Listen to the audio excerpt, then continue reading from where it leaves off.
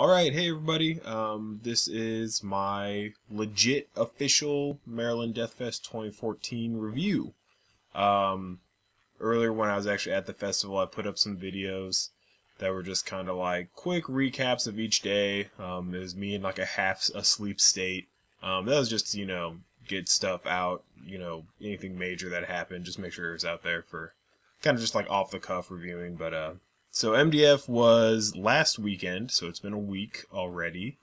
And yeah, I'll just go ahead and talk about all the bands I saw, and then I will link to all the reviews for all the all the set lists for all the bands I saw, reviews, stuff like that, and then I have video that I took of bands on Thursday, but then my video camera died.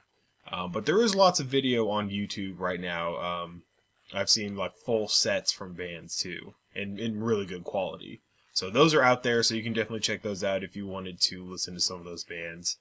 But yeah, I'll link to videos when applicable. And yeah, let's get started. The first day was Thursday. That was at the Ram's Head Live venue, which was an actual indoor venue. Pretty good sized stage, and then a big open area, and then you could actually go up, and it had it's like a balcony, yeah, that kind of went all the way around. There's places to sit up there, places to get food and stuff. Very good sound that night, I thought, personally. First band was Seven Sisters of Sleep. Seven Sisters of Sleep, they're kind of a sludgy, hardcore kind of band, but they have a lot of weird stuff in them. I actually have their latest album, and the first time I listened to it, I was like, wow, this is just really weird. So I wasn't sure if I was going to like them or not at MDF, but at MDF, they played very, very heavy songs. So not really any of like the weird stuff I remembered them doing. But yeah, I thought they came across really great. Pretty heavy, a lot heavier than I expected. Maybe even heavier than some of the bands that came after them. But great first band, and it warmed up the stage for the next band, Whitehorse. Whitehorse, I saw them twice at the Chaos and Tejas Festival back in 2012. The first time I saw them was opening for St. Vitus. I wasn't such a big fan of them, but then I saw them in a smaller place opening for Dragged Into Sunlight, and I thought they were super heavy and a lot better. This time, probably right in between those two. So I thought they were pretty good. I don't know, maybe just Whitehorse to me personally is better in a smaller enclosed venue. But I thought they sounded pretty good here. Very heavy. The singer was wearing a winter shirt, which that's exactly what they sound like. They sound like winter. So very, very doomed out, sludgy sort of death metal. Yeah, that sounds about right. Yeah, they're all right. I'd be okay with seeing them again for sure. After them was Sourvein. I kind of equate Sourvein and Hail Hornet almost kind of like to the same thing. I know that's really dumb to do, but I've seen Hail Hornet before. I've seen Sourvein before too. They were like the first band that really got some reaction from the crowd, with like moshing and stuff like that. Sourvein, I really liked it when they went fast, or fast for them, I guess. I think they do that kind of style really well. When they slowed it down, it was still really good and heavy, but I just preferred when it was fast. Apparently, the tour that they're on right now, I know they're playing some festival out in California, I think maybe next month. And apparently this is their final tour ever. But I've always enjoyed them when I saw them, so if it really is their final tour ever, hopefully a lot of people can go see them. Solid band. I wonder if Hail Hornet will still be around then. But yeah, pretty good stuff. After them was Torch. Torch, probably on this entire festival, was probably the most not suited for this kind of festival, I guess would be a good way of saying that. And by that I mean, like, I don't know, just not really extreme metal. Torch, what they do definitely is extreme. I think they've called themselves like stoner pop or something before, which is pretty good. I don't know, they have a couple songs I really like. They did Kicking. I think Kicking's a really good song. What they do, Grenades, I think that's the name of the song. I took video of them doing a couple songs, but they had some problems with some feedback they were getting. But they seemed to work through it okay. That said, I don't know, just Torch... I don't know, just like coupled with the fact that Triptykon had canceled not that long before, and I just got word that like Mitochondrion and Eternus had canceled, Torch was just like not really doing it for me. They put on a pretty good performance, really high energy and everything. It's just, I don't know, just, you know, wrong place at the wrong time for me, I guess. And I've seen them before and I've really liked them before. It's just, I don't know what happened. Then after that was Coffins from Japan. Coffins, the Death Doom band, one of my favorite Death Doom bands. They came out and just went right into it, and people were going nuts. They played Under the Stench, which is my favorite song by them. I thought that was fantastic. For the longest time when I first learned about Coffins, it was around the time of their last U.S. tour. Which I think they played MDF, like maybe 2010, maybe? Something like that. And I knew them as a 3-piece. So it wasn't very long ago that I was figured out, oh, they're a 4-piece band now. I don't know if that's like, because I remember watching videos of them from that last tour that they performed as a 3-piece. It was just the guitarist, the bassist, and then the drummer. So I don't know if a vocalist has always been a part of them, or just he couldn't get into the United States, or couldn't make it, whatever. I don't know. But yeah, and for a while when I found out they did have vocals, I really liked their guitarist vocals and everything. I was almost like, man, I kind of wish they were a 3-piece, but their vocalist sounds great live. Maybe one of the best vocalists like that I've seen live. Yeah, high energy for sure, and yeah, they played a lot of good songs, heavy songs, a lot from their last album, and a couple from Buried Death, which is the first album I got from them. So yeah, that was really fun. I'm really glad I got to see them. They were definitely one of my most anticipated bands at MDF, and they definitely lived up to the hype.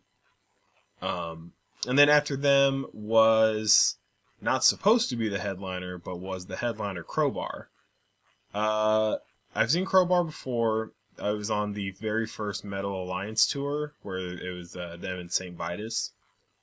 Crowbar, they started off like doing fast songs, and their fast songs, I think they do fast songs really, really well. But when they slowed it down, it was like typical sludge metal. Sludge metal, like in its most typical pure form, like I would say bands like Black Tusk. That's the one that really sticks out to me, like Black Tusk. I'm not really a huge fan of it. Like if someone says sludge metal, I say Black Tusk, Crowbar, and I'm not really a huge fan of that kind of metal. So I stayed for about half their set. It was actually, they were all right. And when I saw them before, I liked them. But you know, people were going crazy. People were crowd surfing. Then of course this happened after I left with that incident. Some kid got up on stage and security tackled him into Kirk, and he went on this big rant. My whole view on the thing, kid should not have gotten up on stage. But the security was kind of really sparse up front, like to catch crowd surfers the entire weekend. So maybe they just had like 2 or 3 more people up there. And I guarantee if the security did not tackle the kid into Kirk, like this would be a total non-issue. I mean, Kirk did the whole, oh, Randy Blythe just went to jail because he accidentally killed a kid thing, and that whole thing. I mean, yeah, it's a good way to say, hey, don't get up on stage, but I mean, that's kind of like a cop-out thing. But no, the kid should not have been up on stage. Yes, there was a barrier. Do I think Kirk overreacted? Yes, to an extent. I'm okay with him stopping the song, but like his little freak out, I don't know. It's his thing. It's whatever. I wasn't even there. Whatever. Okay. Next day was Friday. Friday was the first day that the Edison Lot was open. So Edison Lot is just this giant parking lot with 2 stages, and then the vendors and some food joints and stuff like that. Literally across the street from where the sonar was. So like I had to walk a block more to get to the Edison Lot than last year. Totally fine with me. Very first band that day was Castivet. Castivet is black metal, but like weird, like almost progressive-ish black metal, but then mixed with like hardcore, and maybe just like a little bit of like technicality. Very weird, definitely.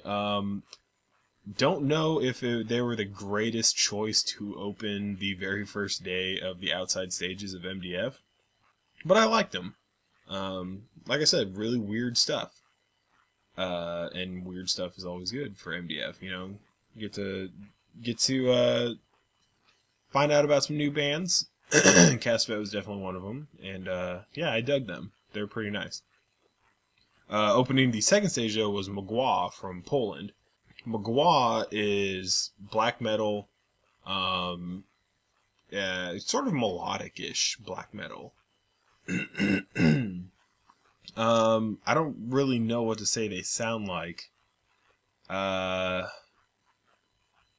don't know. It wasn't exceedingly like fast and extreme and punishing or anything like that, but it wasn't exactly like melodic black metal either. Kind of just a little marriage between the two. Yeah, definitely solid. They've gotten a lot of hype lately, and I think it's totally justified. Yeah, good stuff. I mean, I don't know what to say. I got a video of them. So, but yeah, I think their whole entire set is up on YouTube. So, yeah, check them out. Good stuff. After that was the Ruins of Beverast. Ruins of Beverast is kind of like atmospheric death metal, but maybe like atmospheric doom death metal. Maybe that's a better way of telling them, or talking about them. Because when I think atmospheric death metal, I think Septic Flesh. I don't think Ruins of Beverast really sounds like Septic Flesh. Very wall of noise, wall of riffs. Just going, not stopping for anything. Yeah, I thought that was kind of the first band for the main stage where I was like, okay, now I'm at a metal festival, you know. Like, when am I ever going to see Ruins of Beverast again? It was kind of weird seeing them in broad daylight, but I thought they did okay. The sound on the main stage was not suited the best for that kind of metal. Like, the second stage, I don't know, whenever war metal bands and stuff like that played the second stage, I thought it sounded great. When they played the first stage, I don't know. That was, I mean, other bands, like, more traditional styles of extreme metal sounded great there. I just thought the second stage sounded a little bit better for that stuff. But whatever. Ruins of Beverast did pretty good. And then on the second stage with Necros Christos, I really enjoyed them. Really had not listened to them too much before MDF. And now I'm listening to them a bunch. Their performance is very good. Death metal mixed with black metal, some kind of like Middle Eastern influences, just a little bit. But yeah, really catchy songs that were really heavy with great riffs and stuff like that. Good vocals and everything. Really awesome. I was pretty blown away from their performance. Probably maybe in my top 10 for this festival. Next on the first stage was Solstafir. At this point, I went to get some food and hang out with some friends who had driven down from the concert just to hang out with them. So I watched Solstafir from afar. When I first got into Solstafir, I went on Spotify, and they had just re-released their first album, so that was the very first album up there. So I listened to that, I'm like, wow, this is great. It's like old, like, biking-ish black metal. Like, maybe, like, a little bit like some Enslaved or something like that. They did not play that. They did their kind of post-rockish, post-metal kind of atmospheric thing. And And again, I was not up front. I was not close. But I did not like it very much. And that's kind of a shame because I know maybe on album that's probably really good. And maybe if I was just more familiar with them, I would have dug them a lot more. But just for what they had and where I was and everything, I just was like, okay, I'm not really going to bother. I'm just going to sit back, eat, and then go to the second stage. So that's what I did. At the second stage, though, was Taka, yeah, whatever, from Norway. Very first appearance from them in North America. No, United States, not North America. Their frontman Host is, I think he does all the music, like when he's recording Taka songs. But yeah, he's very, he's a character on stage, so he has the face paint, he has like a cloak on and everything. He ended up taking it off and he's like ripped, whatever. Really, really, really good black metal. A little bit of Viking-ish melodies in there and stuff. But I mean, if you like old Gorguts, Windir, stuff like that, you'll love Taka. Very impressive. Probably the best black metal band I saw, maybe ever. They were that good. Yeah, they were fantastic. No banjo solos like they had on their last album, but good stuff, definitely good stuff. And then at the main stage was Cancer, recently reactivated death metal band. They're usually a 4-piece. This time they were a 3-piece. And then, like, within the first 2 songs, they blew out one of the amps or something, so they had to stop for a second to change it. And I didn't really know that, so I'm listening to them, their first 2 songs. I'm like, yeah, they're alright, but their sound's kind of, I don't know what's going on. They replaced that amp, and they got immediately 10 times heavier, so I thought they were great. I listened to people said they weren't that great. To me, though, I thought they were unbelievably heavy, especially for just a 3-piece. And they're doing these songs, like, I've listened to Cancer for a while now, and to hear them do, like, Cancer fucking Cancer, and Hung, Drawn, and Quartered, and all this stuff, I just thought it was fantastic. And they only played songs from their first 3 albums. And then they did a Celtic Frost cover of Dethroned Emperor, but I thought, that's always fun. But, yeah, really, really solid death metal, and they were warming up for At the Gate, so I thought they did a fantastic job doing that. And then closing out the second stage, on the first day was Agalloch. Agalloch is like, how do I describe them? Black metal, post-metal, atmospheric stuff, post-rock maybe even. But, I mean, the ultimate overriding factor here is black metal. I thought they're alright. I would love to see them in a much smaller venue, like an indoor venue. I think the sound would be fuller and everything, and I think their songs would come across way better. But for what they did, I thought they were adequate. Yeah, I mean, Agalloch, I've kind of, for some reason, I kind of lump Agalloch and Alcest together, and I've always liked Alcest more, even though, I mean, they're really not that similar anymore, especially lately. But Agalloch, I've been slowly getting into them, so I didn't recognize any of the songs because, again, I haven't been super listening to them for very long. But yeah, I thought they did okay. I know a lot of people were there just for them. But for me, they're alright. And closing out the main stage was At the Gates, which was one of my most anticipated bands. For a very long time, they sat at the top of my must-see band list, and they did not disappoint. Every single time they played a Slaughter of the Soul song, like, I got chills, like, because Slaughter of the Soul is my favorite death metal album, so every song they played from it, I was just like, I can't believe I'm seeing this.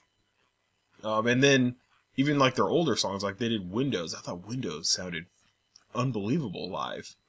That was just, and they did Raped by the Light of Christ, which was, God, it was so good. But every time they went back to Slaughter Their Soul, it just blew my mind. Like, it was just that good for me. They sounded great. Again, they blew out an amp, and it took a little while for them to get everything back together, but it seemed like everyone was just like, we're fine, just get it back together, let's go, we love you. So I thought they went across fantastic. One of the highlights for me, for sure. After that, I walked down the road and ended the night again at Ram's Head. And there I saw it was supposed to be a Turnus was there, but they canceled. So Bolzer was playing the first of their now 2 sets. They're originally supposed to play only Saturday, but on Friday they took Enthrone's place, and Enthroned moved up to a Turnus' spot. So I walked in, and Bolzer was about halfway done with their set, and I'm really glad I got to catch them. Very heavy. I didn't know they were just a 2-piece band. Very, very, very heavy. Yeah, I've listened to that one, kind of, I think it's like an EP that they have a lot, and they were playing stuff from that, and it just sounded great live. I didn't know, like, it was that they could replicate that with just 2 people live, but it sounded unbelievable to me. I wish they would have brought at least CDs or something. They had shirts, but I didn't get one. But yeah, they deserve a lot to tour the United States again, and they deserve every bit of popularity that they get. After them was Enthroned. I have seen Enthroned before, playing after Destroyer 666 here in Kansas City.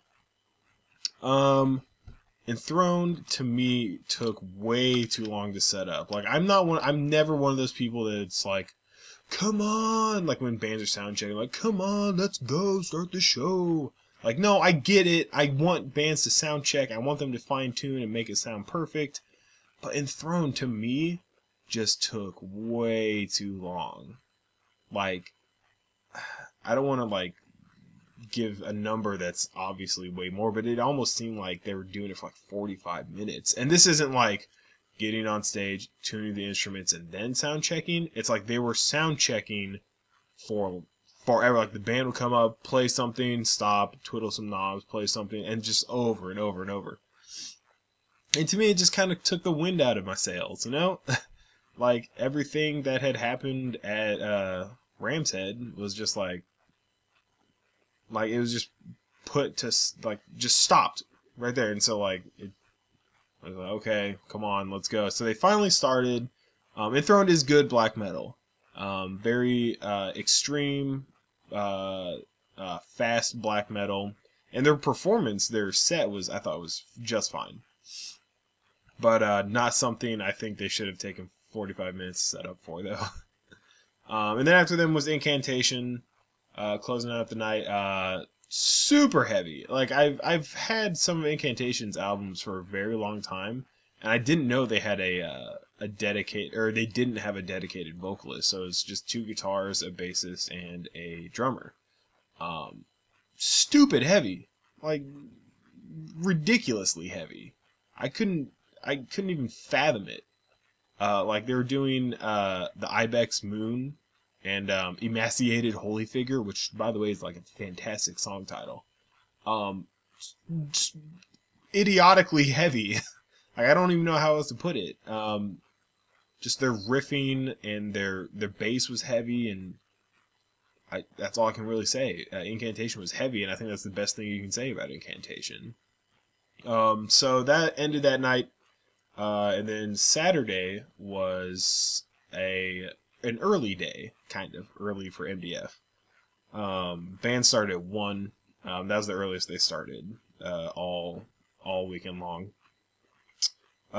First band, the second stage had 2 bands before the first stage started on Saturday. First band was Goat Torment. I think they're from New Zealand. Somewhere like that. They play war metal, but honestly, they might be the best war metal band I've ever seen live. I don't know why. Like, I thought they sounded great. They were really fresh sounding, not just completely bashing you with a whirlwind of riffs like every other war metal band usually does. But I don't know, the way they performed it, just the riffing and the melodies that had it, I just thought it was great. The best war metal band I've seen for sure, absolutely. After them was another war metal band, also from New Zealand. Actually, now I think about it, I don't think Goat Torment's from New Zealand. I don't know where they're from, whatever. But Diocletian was next, and they are from New Zealand. Again, better than average war metal. I would say, compared to Goat Torment, Diocletian is more like no frills, louder. Like, they just turned everything up as loud as they could and just went to town. They didn't really talk to the crowd at all, which I'm like, that's typical for war metal bands. But yeah, really impressed with the war metal this year. Very interesting, and very interesting takes on war metal, and very good. Good riffing from Diocletian. It just went over great. I mean, there's not really that much you can say about war metal to like review it or something. It's war metal, but it was good war metal.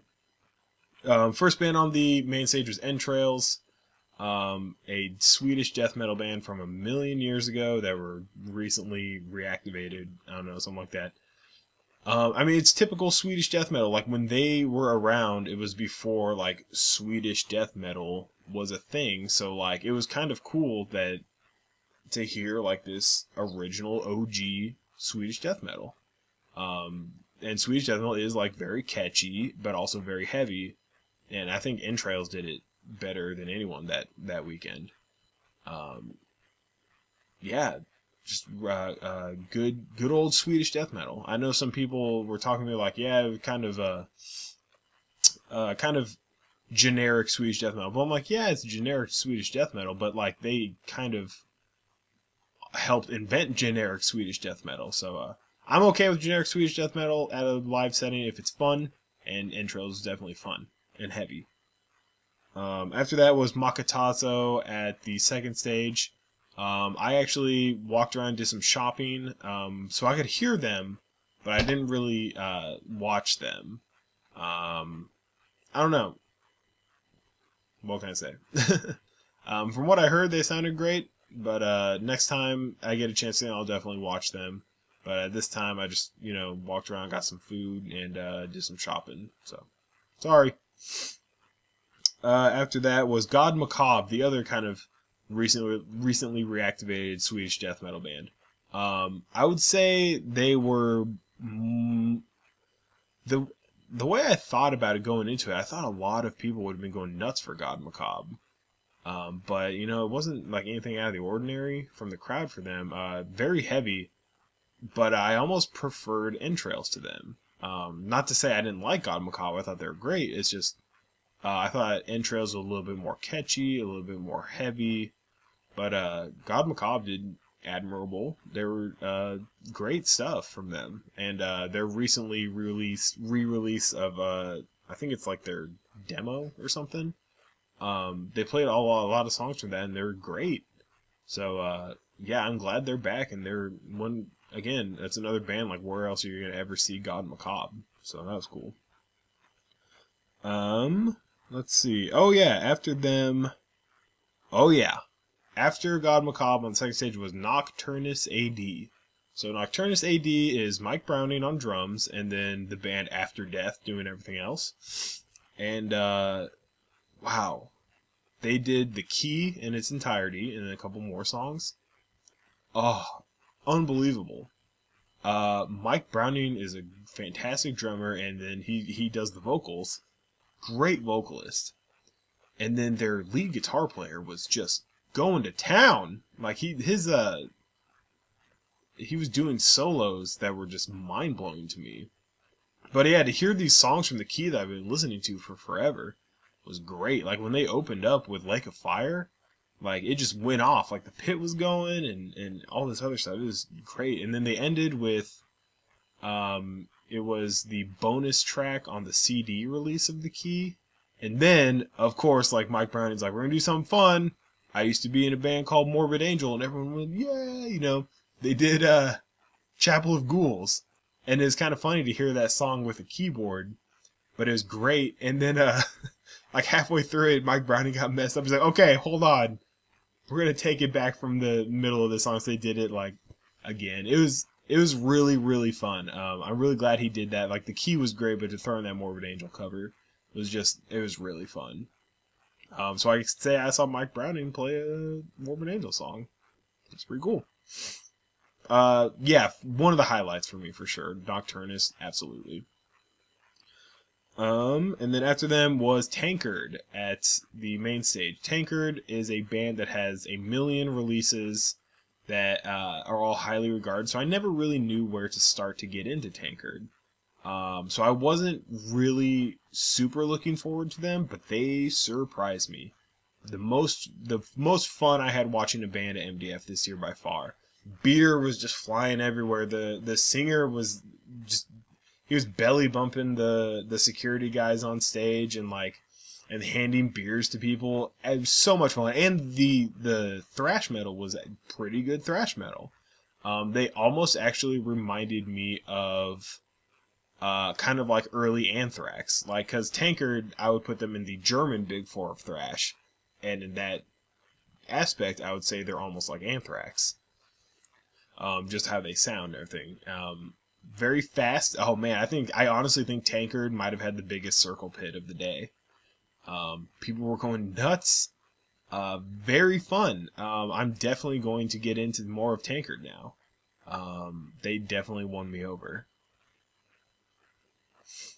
Okay, yeah, after Tankard on the second stage was Sacrifice. I stayed a little bit back from them because I wanted to sit down and kind of watch them. They, again, surprised me. Sacrifice, another band that I really didn't get into prior to the fest. And, like, I knew they were thrash, but I almost thought they were, like, I don't really like thrash with Paul Bailoff-esque vocals unless it is Paul Bailoff. I don't think really anyone else can do that as good as he can. So that's kind of, I don't know why, I just kind of thought, oh, that's what Sacrifice is. But they're very harsh vocals, very fast, lots of solos and everything, so they surprised the hell out of me. Really, really good stuff. The crowd, they had a huge crowd for them, which I thought was great. But yeah, I mean, I didn't know them prior, but I'm definitely going to get into them. If anyone has a recommendation for me for a Sacrifice album or a Tankard album, just let me know, and I'll check them out. After Sacrifice was Sarke on the main stage. Sark, I'm just gonna say Sark. I know it's not Sark, but I don't want to say Sarke. Whatever. Sark is a Norwegian kind of like black metal, rock and roll, sort of speed metal with a little bit of death metal. That is members from a bunch of different bands, but it's fronted by Nocturnal Culto, who is the main vocalist and instrument guy, maybe, for Darkthrone. And Darkthrone, of course, the black metal band before all black metal bands, whatever. So we saw them, they were on stage, and he even said up on stage, like, I'm not much of an entertainer, but so they just went up and played their songs. It started out kind of slow, like, people were just like, yeah, that's cool, but people were just kind of waiting to get into them. But then it really kicked in. People were going nuts. But yeah, people were going nuts for them. Lots of circle pitting and stuff. And their songs actually are pretty catchy. They didn't, like, move around a lot on stage, but I could tell they were kind of warmed up and were having a lot more fun on stage as time went on. People were reacting really well to their Sark songs, which was great. And then to end their set, they did a couple covers. They did another cover of Celtic Frost's Dethroned Emperor. So Cancer did it one night, and then Sark did it the next night. There's like a chant of like Giger, Giger, and all that kind of stuff. That was pretty funny. And then I remember last year when Ishan played. I'm assuming a lot of people saw him because they wanted to hear an Emperor song, but he did not play an Emperor song. And then, so I figured most of the people watching Sark were there because they wanted him to play Darkthrone song, and he did. And it was not your typical Darkthrone song. He did Too Old, Too Cold. which was like from their first album. That they actually kind of took that black and roll direction. It sounded massive live. People went nuts for it. It sounded great. This is great. In a live setting, Nocturnal Culto, kind of like the vocal style he does now for Darkthrone, so not the typical black metal style. He does it great. I don't think anyone else does better than him. So really fun stuff. So yeah, I got to see Nocturnal Culto play a Darkthrone song. Awesome. Closing out the second stage was Unleashed. I saw Unleashed once a million years ago, and for a long time they were my favorite death metal band. So Unleashed is a band where I really, honestly, really like all of their discography. That said, I thought their choice of songs they performed could have been a little better for MDF. But still very fun, very heavy. I don't know, just like I get that they're at a festival, but I think Unleashed loves to do like crowd participation songs, like Hammer Battalion Unleashed, Hammer Battalion and the crowd screams Unleashed, or Death Metal Victory. They do like okay, we're gonna do this 5 times, and I want you to scream Death Metal Victory, that whole thing. And it's fun, it's obviously fun, but it's like, I'd rather hear Across the Open Sea, stuff like that. So, a lot of new stuff from them, and by new, I mean like their last 3 albums. Which, again, I love them. My first Unleashed album was Hammer Battalion, but I kind of wish they would play a little bit more of their back catalog. But Unleashed was fantastic, lived up to my expectations. I'm really glad I got to see them again. And then here is the biggest thing that I might get stabbed for. Dark Angel was up next. I saw their opening song, Darkness Descends, which was great. And then I left. I love Dark Angel, absolutely. And they're one of my most anticipated bands, for sure. It's just that I really wanted to not miss anything that I could at Ram's Head. So Dark Angel, hopefully they come back. Hopefully they do an actual US tour. God knows they can sell the tickets. God knows people will buy their shirts. Good God, I can't tell you how many Dark Angel shirts I saw. But yeah, hopefully they come back. They sounded great from people I've heard. From people I talked to, people said they were great. Whatever, good stuff.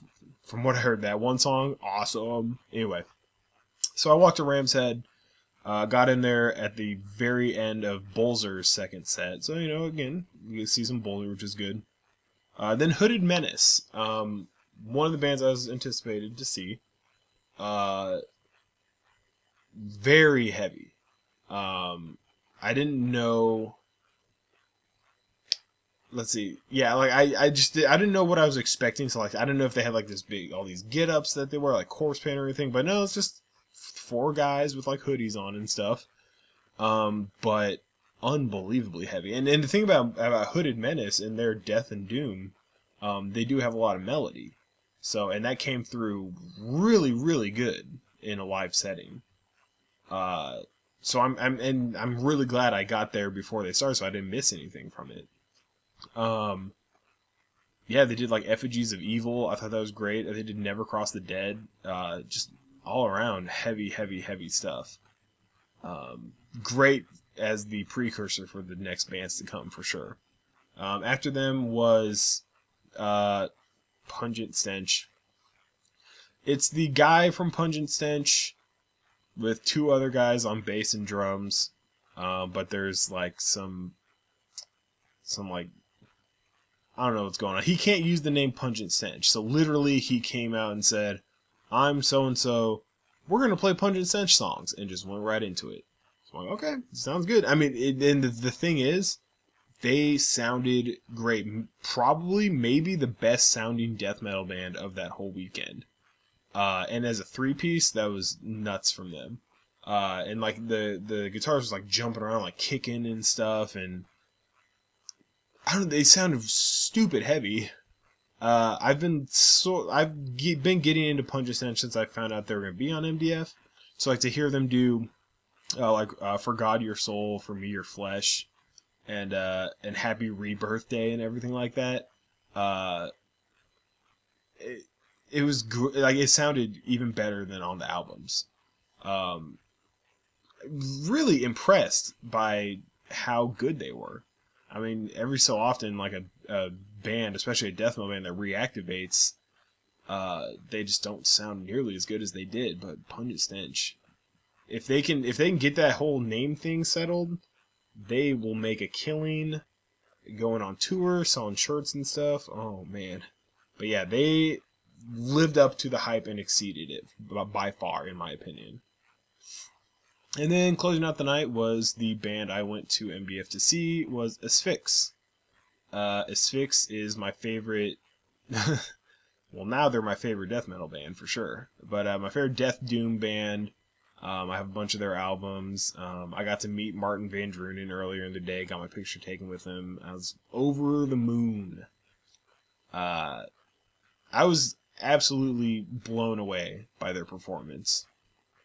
Did not know they had only one guitarist, but the amount of volume and heaviness that came from that one guitarist was unlike anything I've ever seen before. Martin Van Drunen, fantastic vocalist live. And he does have a very unique vocal delivery, but it sounds great live. They did some songs from Last One on Earth, which is my favorite Asphyx album, so I was blown away. They did. I thought Death the Brutal Way was great. Good headbanging song for sure. And I was going nuts. Like, I didn't give a fuck who was around me. I was headbanging and everything. I was just like, this is the greatest moment of my life. I'm going to fucking headbang. What else they do? They did Death Hammer, which is just great. A good Keep Metal Alive song. Honestly, my highlight might have been We Doom You to Death. That should be like their anthem. It's slow and crunching and heavy and I can't even describe it. But they did like Wasteland of Terror and The Rack and Last One on Earth, the title track. It was literally like the best. Asphyx is by far the best band I've ever seen live. I mean, I guarantee. I know it's just fanboying right now, but whatever. I've seen so many of these bands, but Asphyx blew them all out of the water for me. By far the best band I saw that weekend. By far the best band I've ever seen in my life. If you have a chance to see Asphyx and you don't take it, kill yourself. Okay, Sunday, last day. Started at 1:30. So actually Windhand was the very first band to play then. I've seen Windhand before. I'm kind of sick of everyone talking about Windhand and hearing them everywhere. And like, yeah, Windhand's good. I don't know. Windhand is alright. I've seen them before. They're great and whatever. I don't think they deserve like nearly as much like freaking out about them that I saw from them. I've never seen so many Windhand back patches on that Sunday at MDF. I saw more Windhand back patches that one day than like I've seen cumulatively in my life up to that moment, and that's including like on the internet and everything. I don't know. There's this weird dichotomy between like crusty punks and doom metal. Like, yeah, it's heavy, but like, why Windhand? Like, there's so much. I'm just gonna say, there's so much more way better doom out there than Windhand. But for some reason, they've just struck this chord that people. I don't know, like, Windhand's done a split with Cough, and Cough is, to me, way better than Windhand. But, it's whatever, people like what they like.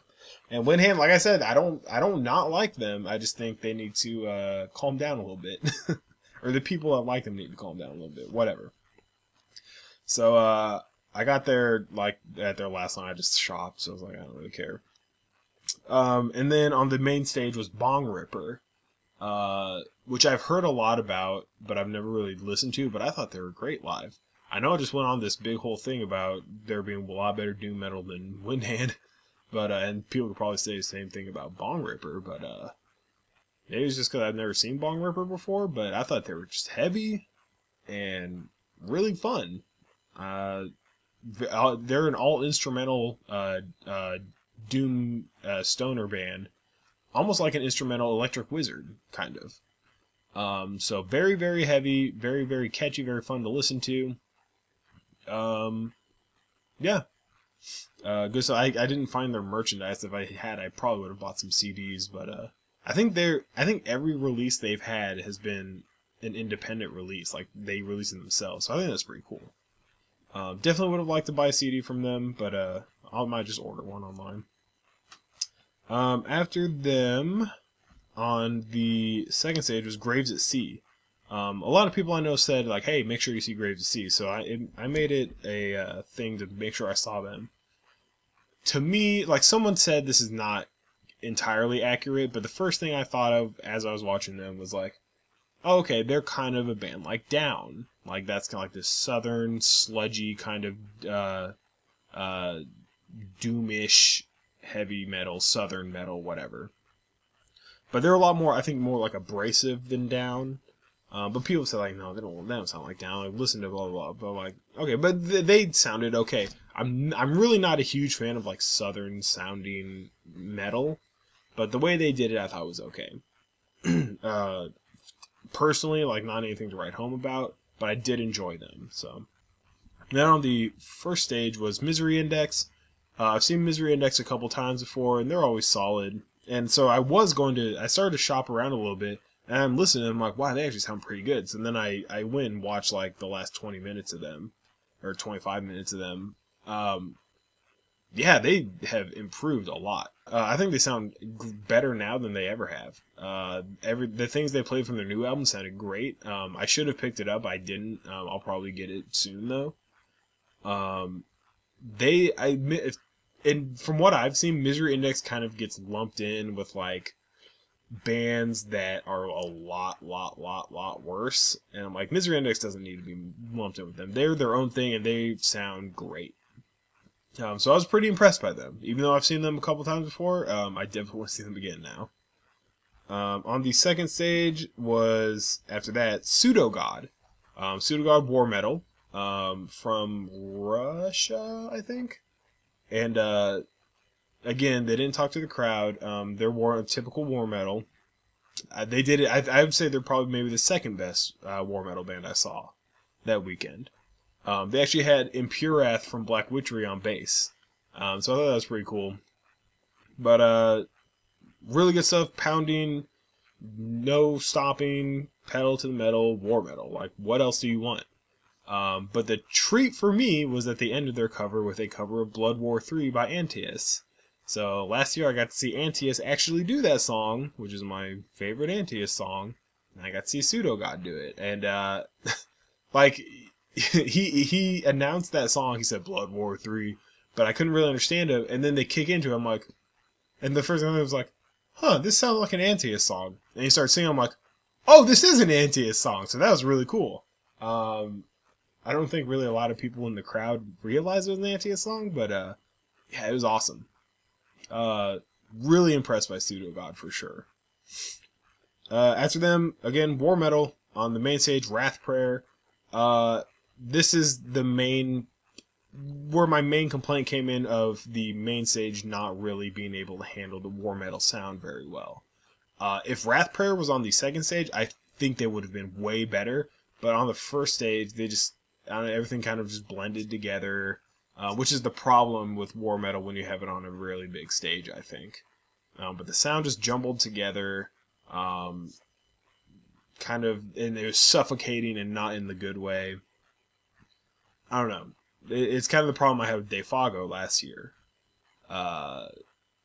Yeah. If they were on the second stage, it would have been a lot better. But Wrath Prayer, for what they did, was admirable. I enjoyed what I saw of them. So next time, I hope I can see them again, and hopefully it's on a small indoor stage. After that was Inquisition. So Inquisition had a huge crowd for them. And rightfully so. Inquisition does as a two-piece, fantastic. Black metal mixed with like elements of thrash and stuff like that. Dagon, their vocalist, has one of the most unique vocal deliveries of ever, and they just perform great heavy black metal. It's heavy, really, for just one guitar, unbelievably heavy. Yeah, and I'm really glad the crowd, they had a huge crowd, and the crowd was going nuts from lots of crowd surfing, lots of moshing and everything. I'm really glad that happened. So the whole stupid fake drama about surrounding Inquisition in the weeks leading up to MDF, obviously that's something that idiotic clickbait metal journalism sites focus on, while people that are actually seeing Inquisition are like, that shit's really dumb. Inquisition rules, they rule live. So I was really happy that they're not just really good live, but they still have a really good pull of crowd. Yeah, I know some people are like, oh, they're on they did the Metal Alliance tour, they're sellouts. Like I know people who've actually said that about Inquisition, but I'm glad that Inquisition, I don't think it'll ever be possible for them to like sell out. Just keep doing what they're doing. They're awesome. I'm super stoked I got to see them. After them, again, for like the southern kind of sound that I don't really dig that much, on the main stage was Soilent Green. When Soylent Green did like their most grindy stuff, like most extreme stuff, I really liked them. But then when they kind of slowed it down, and Ben, the vocalist, who is also the vocalist for Goatwhore, like he even did like some clean singing. I really didn't dig it that much. But like half their set was the grind stuff, so I'm like, okay, I liked half their set. I know a lot of people were really looking forward to them, but honestly, I'd just rather see Goatwhore. I think Goatwhore is fantastic live, and whatever, their songs are more suited to what I like, so whatever. Soilent Green, then they were okay. Not my favorite band. After them was Gorguts on the second stage, which I was really looking forward to, and they actually blew away my expectations. I was shocked at how good they were live. Because they are a very technical and have to be a very precise band. And it seemed to me like they hit everything 100%. The songs from the new album sounded great, and then they did some songs from their old albums, which for a very long time I just liked the first two albums from Gorguts. Because that's some of the best old school death metal, in my opinion, those first two albums. But then when they played, I'm going to look up this song, but they did from Obscura, they did the title track from that. And then they did from Wisdom to Hate, that's what it is, Inverted. That might have been one of the best death metal songs I saw performed.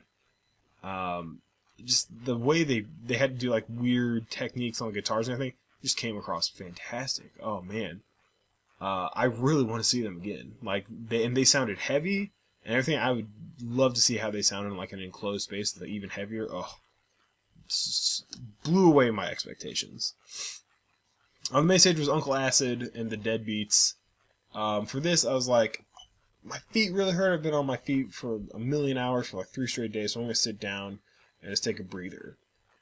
So I did that for like the first 10-15 minutes of Uncle Acid, and then went over to watch them. I did not like them very much. I know a lot of people really liked Uncle Acid, and a lot of people went to MDF just to see them. I think their vocalist sounds terrible live. I've never listened to them on record, so I don't know how they sound like, but I don't know, just boring, I guess. Like I get why they opened for Black Sabbath over in England. Like that's a really safe choice for them to open for Black Sabbath. But for here, the second most like odd man out band besides Torch, maybe. I don't know. They didn't even seem that particularly heavy to me. This is just my opinion. Whatever. I know a lot of people really dug them, but as for me, not really my thing. So I didn't stay to the end. So I left to go stand at the second stage for Candlemass. Candlemass closed out the second stage for MDF, and were awesome.